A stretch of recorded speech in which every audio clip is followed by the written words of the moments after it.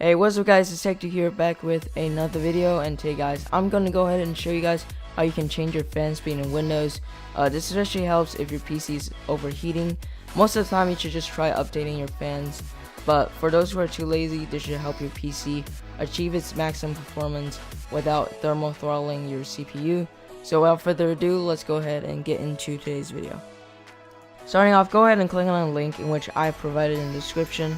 It is an apply link, so make sure to not click anything on the screen and click skip ad after 5 seconds.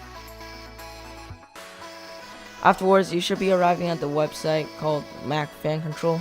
Now I know that it says Mac, but it actually works really well with Windows and is very nicely optimized. Afterwards, click on download for Windows and go ahead with the installation process as normal. When you have installed Mac Fan Control, go ahead and open it and click on custom, and from then on you can go ahead and switch your fan speed. If your PC continually thermal throttles, go ahead and switch your fan speed to the max before you run any sort of heavyweight programs, and your PC should be achieving the max amount of performance possible.